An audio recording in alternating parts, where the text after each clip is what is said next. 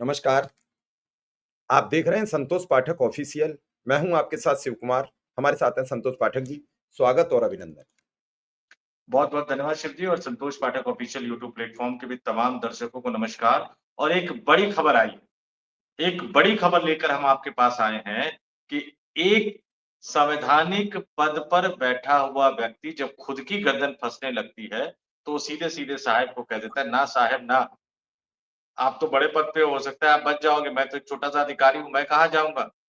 तो अब उन्होंने जो फंदा उनके गले में आ रहा था, वो निकाल कर साहिब के गले में डाल दिया है। अब साहिब जाने, साहिब का काम जाने, साहिब की पार्टी जाने, आखिर पूरा मसला क्या है? इसके बारे में हम थोड़ा-थोड़ा आपको धीरे-धीरे आगे बताते रहेंगे, लेकिन आपसे एक अपील, एक आग्रह, भैया वीडियो देख के फॉरवर्ड कर दिया करो, बढ़ा दिया करो, अपने पास काहे रोक के रखो?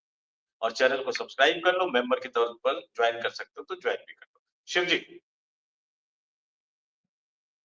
पूरे देश में राहुल गांधी के बयानों की चर्चा बड़ी जोर-शोर से होती है।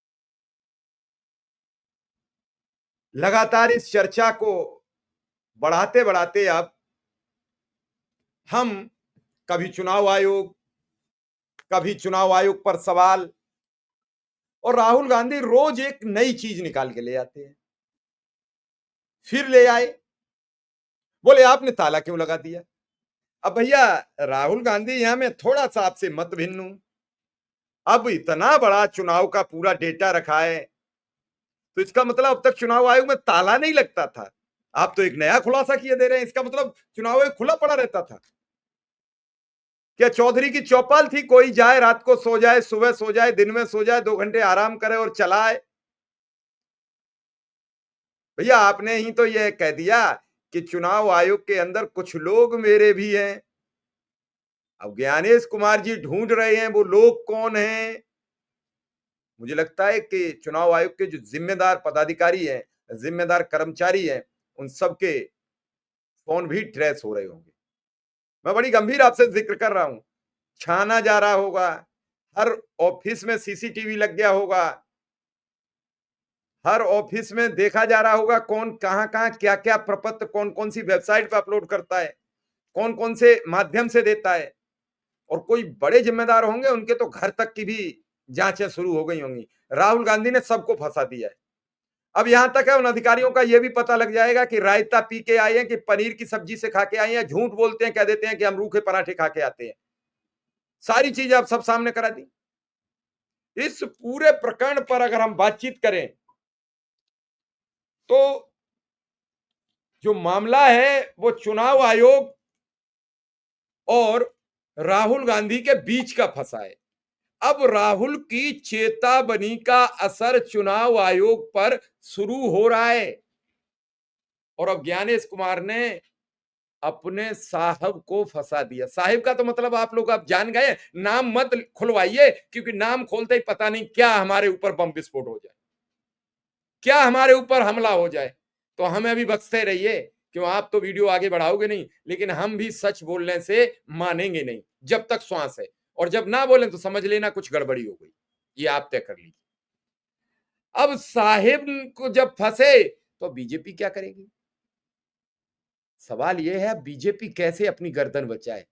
संतोष पाठक जी कोई युक्ति बताओ। बीजेपी क्या करे, कैसे बचे?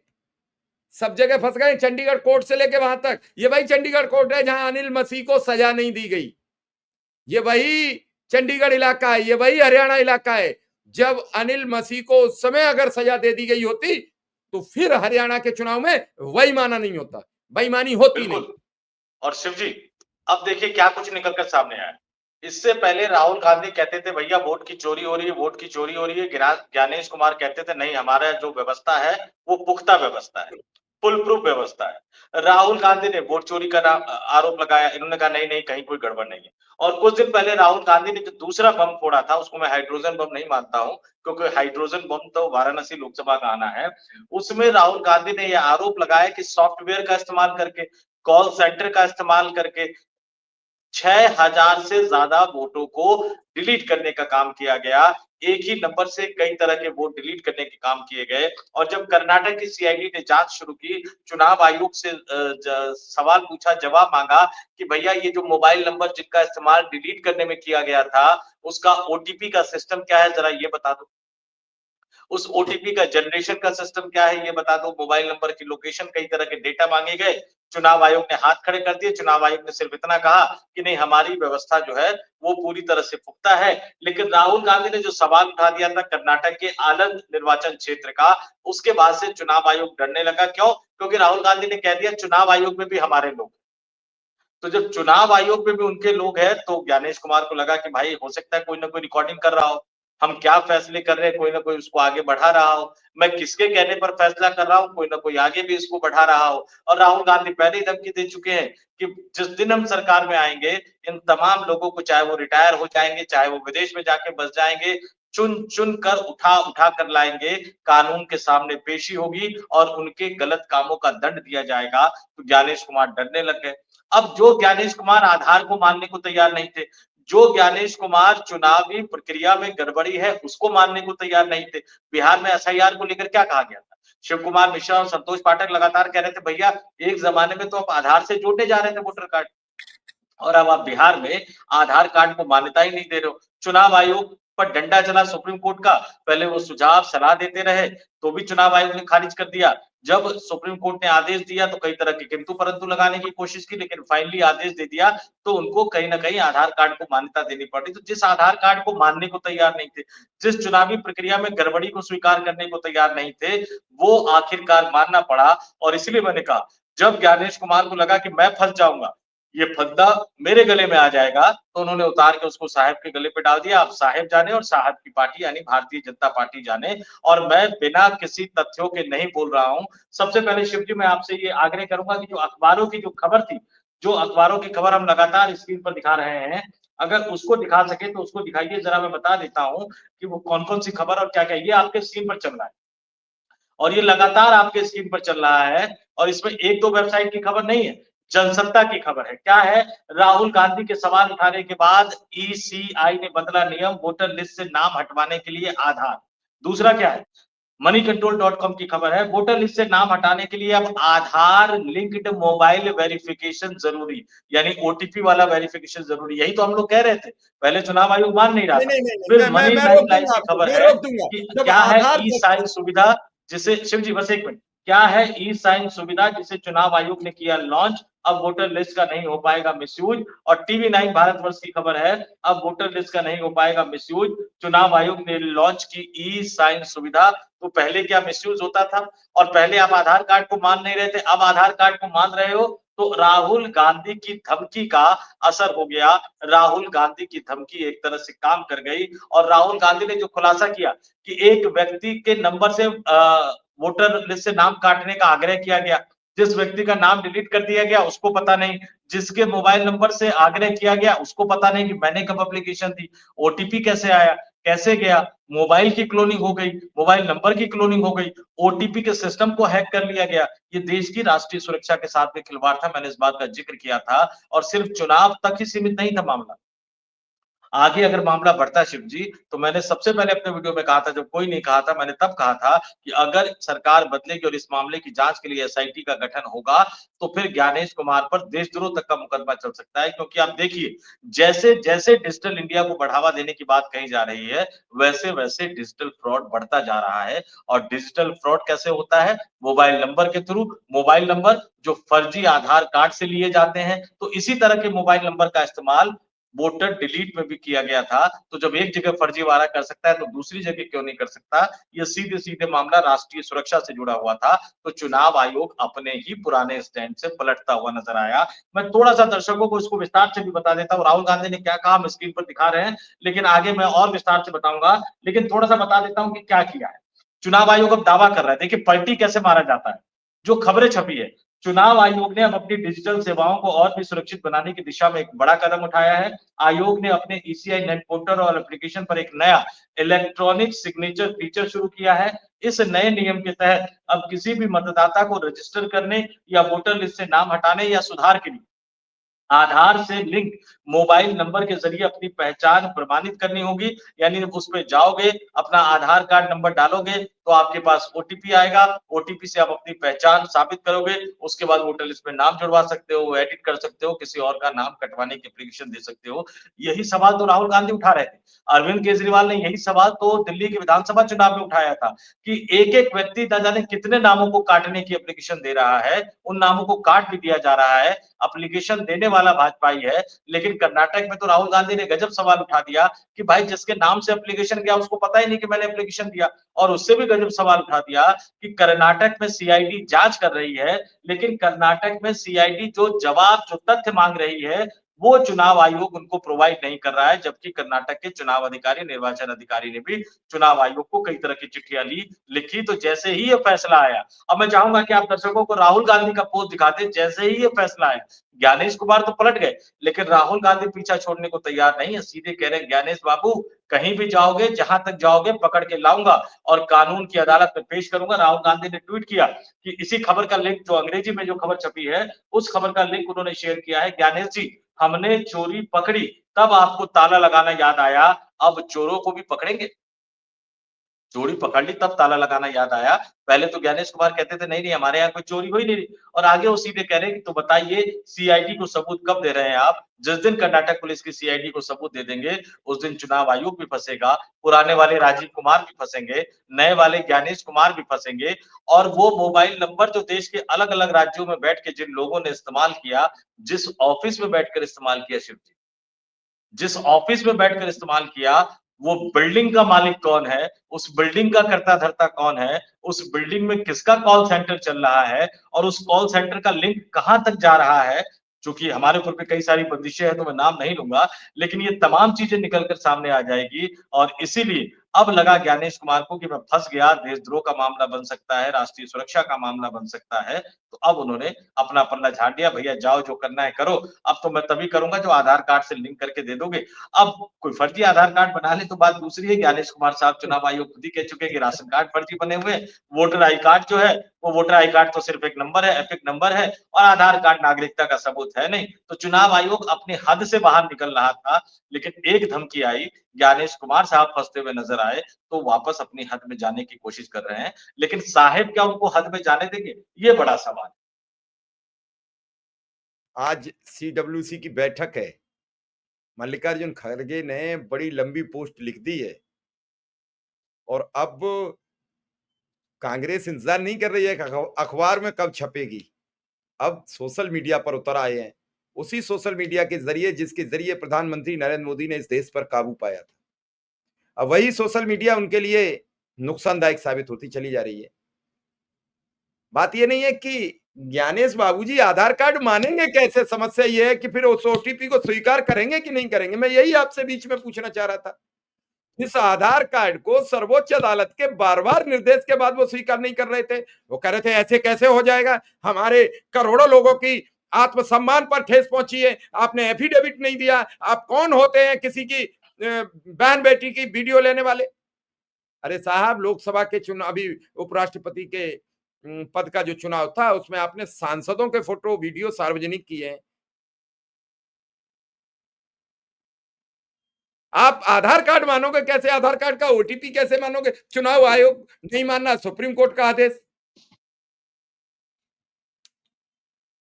सुबह का भूला हुआ शाम को घर आ जाए तो भटका हुआ नहीं माना जाता है। हम काफी समय से कह रहे थे कि इनकम टैक्स मानोगे आधार कार्ड से, बैंक का अकाउंट मानोगे आधार कार्ड से, यहां तक कि अगर कोई लोन मिलेगा हमें तो उसमें भी आधार कार्ड की ओटीपी चाहिए, क्योंकि आपका एड्रेस वेरीफाई करना है। और उसी आधार कार्ड को हमारे चुनाव आयुक्त महोदय कह रहे थे कि हम किसी कीमत पर नहीं मानेंगे, चाहे तुम कहीं चले जाओ। अब कह रहे हैं कि आधार कार्ड की ओटीपी से हम, तो साहब क्यों नहीं कह देते जिस पे आधार है उसका वोट बना देंगे। और बाद में राजनीतिक दल, भारत की केंद्र सरकार, नरेंद्र मोदी सरकार ये बताए कि उनमें से जो घुसपैठियां उन्हें निकालेगी कैसे। अरे आप तो घुसपैठियों के निकालने के आंकड़े में बहुत पिछड़ गए हैं मनमोहन सिंह से, और आप पिछले 11 वर्ष से घुसपैठिए घुसपैठिए घुसपैठिए। क्या किया आपने? कितने लाख घुसपैठिए निकाले ये बताइए। कहां है असम के मुख्यमंत्री हिमंता बिस्वा शर्मा? अरे रोने गाने से काम नहीं चलेगा साहब। इस देश की जनता को 11 वर्ष से आप गोल गोल चक्कर में घुमा रहे हैं। चुनाव आता है, उसी राज्य का हिंदू खतरे में हो जाता है। चुनाव से पूर्व आपने उत्तर प्रदेश में एक नए चुनाव की तैयारी कर दी, आजम खान की जमानत करा दी। अब आजम खान कुछ न कुछ तो वक्तव्य दे ही देंगे और आपका चुनाव हो जाएगा। पिछले चुनाव में उन्होंने कह दिया था कि यह अधिकारी, उसी पर पूरे प्रदेश में हड़कंप मच गया था। आज भी आते ही वो सबसे पहले सीओ से भिड़ गए हैं। आप तो बड़ा सटीक चाल चलते हो, लेकिन कभी कभी आपका रानी भी पिट जाती है, राजा भी पिट जाता है, मोहरे भी पिट जाते हैं।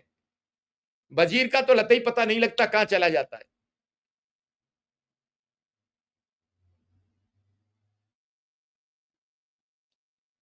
आप ही के शिव जी राज्य ने एक न्याय मना कर दी एसआईआर कराने से। शिव जी एक बड़ी चीज बता देता हूँ मैं आपको। ये जो अवैध घुसपैठ कहते हैं ना, आप हिंदुत्व के आइकॉन बनने की कोशिश कर रहे हैं हिमंता बिस्वा शर्मा को, चलिए उनके बारे में क्या कहा जाए, योगी आदित्यनाथ जी के बारे में क्या कहा जाए। एक बड़ा शांत प्रदेश हुआ करता है, मैं एक बड़ा मैं शांत एक मिनट प्रदेश। लूंगा, मेरी बात स्लिप हो जाएगी, बड़ी बड़ी जी भयंकर है। आप ही की सरकार ने महाराष्ट्र में मना कर दिया एसआईआर कराने से। कहां मुंह दिखाओगे? क्योंकि वोट बड़े हुए हैं, उसी वोट के जरिए बीएमसी का इलेक्शन लड़ना है। एसआईआर शुरू हो गई तो फिर चुनाव में कैसे जीतोगे? अरे मान्यवर, शर्म कीजिए। आप ही की सरकार है। अभी जब चुनाव आयुक्त पर सवाल किया महाराष्ट्र पर, तो मुख्यमंत्री देवेंद्र फडणवीस आए थे सबसे पहली सफाई देने, कराओ एसआईआर। जब राहुल गांधी ने एसआईआर पर सवाल उठाए, महाराष्ट्र का मुद्दा उठाया वोट चोरी का, तो सबसे पहली टिप्पणी किसकी आई थी? देवेंद्र फडणवीस जी की, मत महाराष्ट्र के मुख्यमंत्री की। अब एसआईआर से अपना दामन क्यों छुड़ा रहे हो? एसआईआर तो अच्छी है, और अच्छी चीज से तुम दूर क्यों भाग रहे हो? पूजा 3 प्रकार की, छोटी बड़ी मझोल, जब जैसा मौका लगे वैसा बिस्तर खोल। बिल्कुल, वाह और रे उसी वाह। तरह की बात शिव जी आप ही की बात को कनेक्ट करता हूँ। धार्मिक राज्य, शांत राज्य उत्तराखंड की बात करते हैं। उत्तराखंड के वर्तमान मुख्यमंत्री वो हिंदुत्व आइकॉन बनने की कोशिश वो भी कर रहे हैं, धीरे-धीरे बढ़ रहे हैं। अब उत्तराखंड की धरती से आने वाले ही योगी आदित्यनाथ उत्तर प्रदेश के मुख्यमंत्री हैं और प्रधानमंत्री पद पर वो दावेदारी जता रहे हैं। तो अचानक एक नया मुद्दा उठ गया। जिम कॉर्बेट में कई तरह की मजारें तोड़ने और हिंदुत्व की बातें करने लग गए। लेकिन जिम कॉर्बेट में अब जरा मैं देख रहा था कि तमाम सरकारें रही है, लेकिन फिर भी मैं 2017 से देख लेता हूँ। त्रिवेंद्र सिंह रावत, तीरथ सिंह रावत, पुष्कर सिंह धामी 2 बार। 17 से आप सरकार में हैं, जिम कॉर्बेट में किसकी सरकारों के कार्यकाल में ये मजार बने जिसको तोड़ने का, तुड़वाने का दावा करके आप हिंदुत्ववादी नेता बनना चाहते हैं। अच्छा, इससे भी बड़ा सवाल, जिम कॉर्बेट और जिम कॉर्बेट के आसपास जो गाँव है, जो अधिसूचित एरिया शायद कहा जाता है, नोटिफाइड एरिया कहा जाता है, जहाँ घर नहीं बनाए जा सकते, जहाँ गाँव नहीं बनाए जा सकते, वहाँ पर जो लोग रह रहे हैं, उनका आधार कार्ड, वोटर आई कार्ड किसने बनवाया? आप ही के अधिकारियों ने बनवाया ना। धामी साहब कभी जाकर पता कर लीजिएगा और इस बात की जाँच करवाइएगा कि उनका आधार कार्ड, वोटर आई कार्ड बनवाने में स्थानीय स्तर पर किस अधिकारी की भूमिका थी। आपकी आँखें खुल जाएँगी। लेकिन चूँकि आपको ये सब करना नहीं है, क्योंकि हिंदुत्व की राजनीति करनी है, हिंदू-मुसलमान करना है, तो जब आप ये राजनीति करेंगे, तो निश्चित तौर पर आप ये चीज़ें करते हुए नज़र नहीं आएँगे। लेकिन जहाँ तक आपने बात की मल्लिकार्जुन खड़गे साहब की, ये जो मल्लिकार्जुन खड़गे साहब की बात है, आप सीधे-सीधे देखिए कि बिहार की धरती पर मल्लिकार्जुन खड़गे कांग्रेस पार्टी के राष्ट्रीय अधिवेशन की बैठक को संबोधित करते हुए, विस्तारित राष्ट्रीय कार्यकारिणी की बैठक को संबोधित करते हुए मल्लिकार्जुन खड़गे ने एक-एक करके पोल खोल दी, देश के वर्तमान प्रधानमंत्री की भी, देश के भावी प्रधानमंत्री बनने की भी, जो पीएम इन वेटिंग अपने आप को कहलवाना पसंद करते हैं। और नीतीश बाबू की भी पोल खोल दी और एनडीए गठबंधन में घमासान की भी पोल खोल दी। एक लंबा-चौड़ा पोस्ट उन्होंने किया है, जो हम स्क्रीन पर भी दिखा रहे हैं। लेकिन मैं इनमें से कुछ चीज़ों को आपके सामने रखना चाहूँगा कि मल्लिकार्जुन ने क्या कहा। उन्होंने ये कहा कि अंतर्राष्ट्रीय स्तर पर भारत के लिए जो दिक्कतें बढ़ रही हैं, वो प्रधानमंत्री नरेंद्र मोदी की कमजोरी की वजह से बढ़ रही है। वोटर लिस्ट से छेड़छाड़, वोटर चोरी की बात कही। 85 साल पहले रामगढ़ में जब संयुक्त बिहार का इलाका है। रामगढ़ में एआईसीसी सेशन में पहली बार संविधान सभा का प्रस्ताव आया था, इसका जिक्र वो कर रहे हैं। लोकतंत्र के आधार का जिक्र वो कर रहे हैं, वोट काटने का जिक्र वो कर रहे हैं। स्वदेशी के मंत्र जो प्रधानमंत्री जी ने कहा, महात्मा गांधी को याद कर रहे हैं। मैं पहले कह चुका हूँ कि कैसे नरेंद्र मोदी साहब का स्वदेशी का मंत्र खोखला है। आज तो सोशल मीडिया पर मैं पढ़ रहा था कि जिस टेलीप्रॉम्प्टर के बिना वो भाषण नहीं दे सकते, वो भी विदेशी है, वो भी स्वदेशी नहीं है। तो वो प्रधानमंत्री बताए कि वो स्वदेशी है कि नहीं। लेकिन जो सबसे बड़ी बात उन्होंने कही, जो सबसे बड़ी बात जिसको उन्होंने फंसा दिया, वो उन्होंने सीधे-सीधे कह दिया कि भारतीय जनता पार्टी ने नीतीश कुमार को मानसिक रूप से सेवानिवृत्त कर दिया है। बिहार की धरती पर जाकर बिहार के विधानसभा चुनाव से पहले जनता दल यूनाइटेड के समर्पित वोट बैंक को नीतीश कुमार की पार्टी के सांसदों, विधायकों, कार्यकर्ताओं को संदेश दे दिया कि भैया आप भाजपा के साथ बने हुए हो, जो भाजपा उन्हें बोझ मान रही है, जिन भाजपा ने नीतीश कुमार को मानसिक रूप से रिटायर कर दिया है, चुनाव के बाद परमानेंटली रिटायर कर देंगे। तो एक बड़ा दांव मल्लिकार्जुन खड़गे ने सीधे-सीधे आगे डाल दिया है। ये कहा उन्होंने कि बिहार की 80% आबादी ओबीसी, ईबीसी और एससी, एसटी वर्गों से है। जनता जाति जनगणना और आरक्षण नीतियों में पारदर्शिता चाहती है। राहुल गांधी के अभियान, वोटर अधिकार यात्रा, इन सब चीजों की बात उन्होंने कही, आरक्षण को लेकर उन्होंने बात कही, लेकिन बिहार के साथ योगी आदित्यनाथ को भी घेरते हुए नजर आए। जो उन्होंने भाषण दिया, उसका 22वां पॉइंट है कि सबसे अजीब बात यूपी के मुख्यमंत्री ने की, जो अपने आप को प्रधानमंत्री का उत्तराधिकारी समझते, कटाक्ष समझिएगा। उन्होंने पहले आरक्षण के विरोध में लेख भी लिखा था, अब उन्होंने जातियों के नाम पर होने वाली रैलियों को रोक रोक लगा दी है। क्या प्रधानमंत्री जी देश को बताएंगे कि एक तरफ हम सब जाति जनगणना की बात कर रहे हैं, दूसरी तरफ जातिगत भेदभाव के खिलाफ या अपने ऊपर हो रहे अत्याचार और अन्याय के खिलाफ अगर कोई जाति जो है वो सड़क पर उतरती है, तो आपके मुख्यमंत्री उन्हें जेल डालने की बात करते हैं। तो ओबीसी की राजनीति करने वाले प्रधानमंत्री नरेंद्र मोदी, एससी एसटी की राजनीति करने वाले प्रधानमंत्री नरेंद्र मोदी को मल्लिकार्जुन खड़गे ने फंसा दिया है। मोदी वर्सेस योगी की लड़ाई जो है वो आने वाले दिनों में और ज्यादा बढ़ती हुई नजर आएगी। बिहार में कानून व्यवस्था की स्थिति, सरकारी स्वास्थ्य व्यवस्था की स्थिति, भारतीय जनता पार्टी पर धार्मिक ध्रुवीकरण करने का आरोप उन्होंने लगाया। बिहार के पुराने गौरवशाली दिनों को याद किया और सीधे-सीधे उन्होंने कहा कि मोदी सरकार, देखिए बिहार पर रहकर उन्होंने ये नहीं कहा कि नीतीश सरकार की उल्टी गिनती।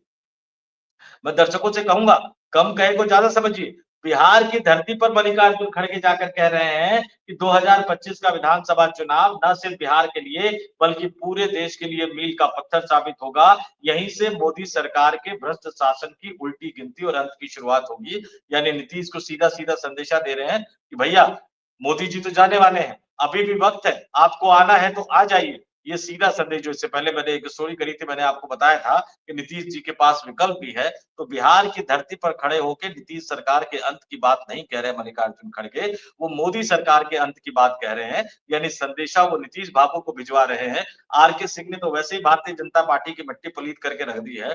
सम्राट चौधरी तो कहीं मुंह दिखाने के लायक नहीं रहे। दिल्ली में बैठे भारतीय जनता पार्टी के आला कमान अब आपस में सिर बुटोल करेंगे कि भाई ये ऐसे ऐसे हीरे ढूंढकर चुनकर लाता कौन है। लेकिन इस बीच कांग्रेस पार्टी ने परेशानी बढ़ा दी है, ज्ञानेश कुमार पलट गए हैं।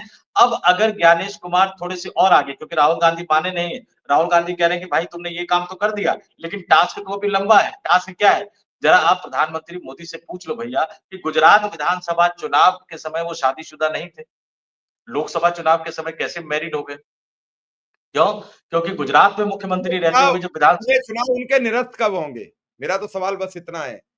बस वही सवाल पे आ रहा हूँ, वही सवाल पे आ रहा हूँ कि या तो नरेंद्र मोदी साहब ने मुख्यमंत्री रहते हुए जितने विधायक के चुनाव लड़े थे वो गलत हलफनामे थे, या प्रधानमंत्री रहते हुए जो चुनाव लड़े वो गलत थे। क्योंकि उस समय वो शादीशुदा वाले कॉलम को खाली छोड़ देते थे। जब 14 में लोकसभा का चुनाव लड़े तो उसके आगे लिखा उन्होंने मैरिड, यानी विवाहित। नाम शायद मुझे जहां तक ध्यान आ रहा है कि उन्होंने फिर भी नहीं लिखा। अगर थोड़ा सा ज्ञानेश कुमार और जाग जाएंगे तो सम्राट चौधरी से पूछेंगे कि भाई एक हलफनामे में तुम 7वीं तक पहुंच गए थे, दूसरे हलफनामे में तुम डिलीट तक पहुंच गए हो, जरा बताओ ना कि 10वीं कब की, 12वीं कब की, ग्रेजुएशन कब की।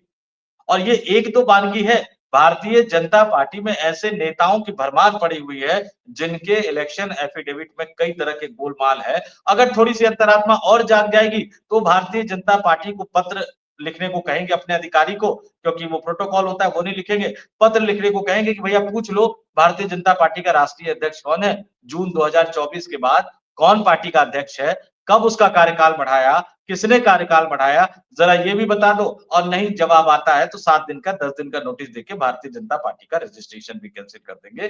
अब कहीं न कहीं ज्ञानेश कुमार फँस गए हैं, पलटी उन्होंने मार ली है, लेकिन ये पलटी उन्हें महँगी पड़ेगी क्योंकि साहेब भी दबाएँगे और राहुल गांधी तो लगातार पोल खोल ही रहे हैं।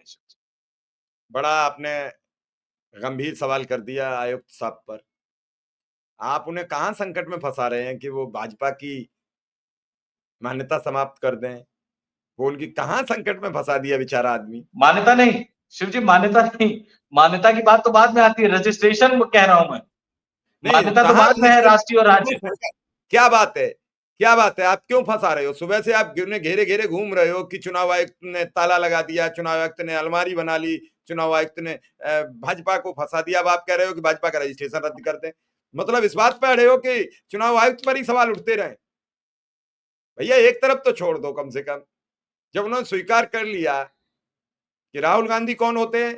भाई राहुल गांधी से एफिडेविट का सवाल हुआ, अनुराग ठाकुर से नहीं हुआ। राहुल गांधी से फिर कहा कि एफिडेविट क्यों नहीं दे, बिना एफिडेविट के हम कैसे मान लें कि आप सच बोल रहे हो? अरे आपकी वेबसाइट का प्रिंट आउट लगा हुआ है और आप उसे भी झूठा मान रहे हो तो फिर एफिडेविट क्या करेगा? और एफिडेविट जो 18,000 अखिलेश ने दिए उन्हीं पर आपने क्या कार्रवाई की? एफिडेविट हजारों की तादाद में जो नवीन पटनायक ने दिए उन पर आपने क्या कार्रवाई की? ममता बनर्जी ने दिए उन पर क्या कार्रवाई की? अब इंतजार रहेगा कि ताला लग गया है तो पेपर सुरक्षित रहेंगे कि नहीं रहेंगे। कर्नाटक की सीआईडी को जवाब देंगे कि नहीं देंगे। कई सवाल मैं छोड़ के जा रहा हूं जो दर्शक बताएं।